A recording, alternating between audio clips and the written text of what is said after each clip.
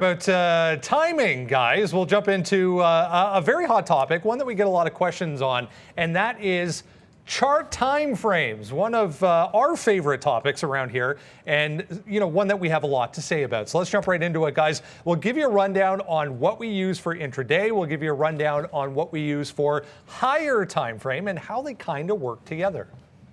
And this is the key, because it doesn't matter what style of trade you have to have the gateway to the market, or at least visually to the market, that's going to matter for that time frame. So as a day trader, you sort of start out with the most obvious. So, well, if I'm day trading, I want to get in and out. So lower time frame charts, I always think 1 minute, 3 minute, 5 minutes are usually in that window. And the way I try to think about the time frame that I want to be watching is, what is the anticipated duration of the trade that I'm going to be taking?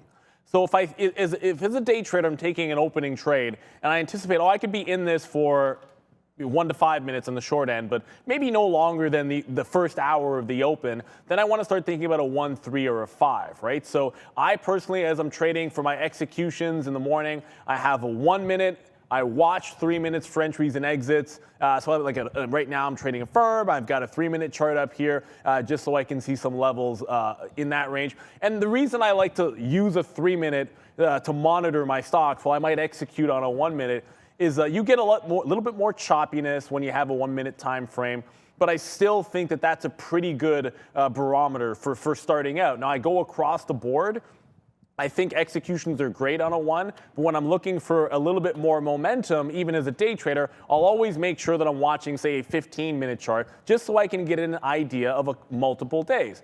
If I'm looking for opening trades, though, I don't necessarily care about the levels from like a month ago, but I might want to put up a 15. Some people might use a 10 or a 20, but just so you can get a look of, okay, over the last week, over the last 2 weeks, where can I find important clusters in the chart? Where can I find maybe support and resistance? How can I spot a trend? Like here on SoFi, I can notice an obvious range double top the last couple of weeks here. And if you were watching SoFi yesterday, not too much of a shock that it turned at 1650. So that's the kind of thing you want to look for when you're a day trader. You want to make sure that you have chart time frames that'll work with the duration of your trades, but also have a higher time frame look. And these aren't the only things. I like a 1-3 for my executions, 15 to find those trends, but there's more to it than just those few charts.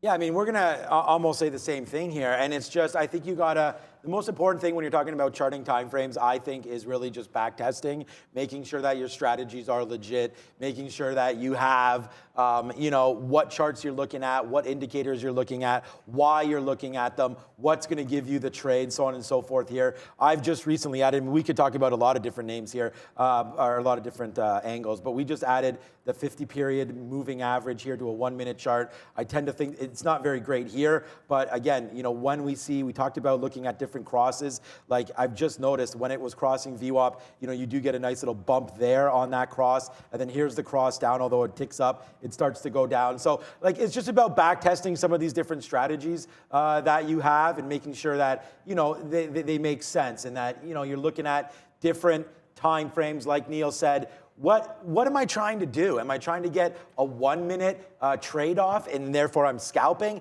Am I looking at a daily chart where I like to use a 50-period? I don't even have a 50-period moving average on my 1 minute. What we use is VWAP, and I've noticed here, especially on trending stocks, and this is the thing, this is the key. So when we're talking about time frames, and we're talking about VWAP, volume weighted average price, I like to use it against the stock. So as you can see, NEO down today. Every time it came up and touched VWAP, bang, right there again, right there again. As long as the trend is down, which helps me with this 1 minute, right? As long as the trend is down here, I like when it retraces back to VWAP, that gives you a good idea of maybe where to short it once again. So these kind of moves, very, very nice here, and that's what I use volume weighted average price for. And as you can see on the daily, I don't have anything. I have the 200 and the 50, and that's it. So, it's very, very simple kind of stuff here, and I think that's the most important. They say keep it simple, stupid, and I think if you do that with your charting and you just build yourself a base, then you'll start to understand what's working for you.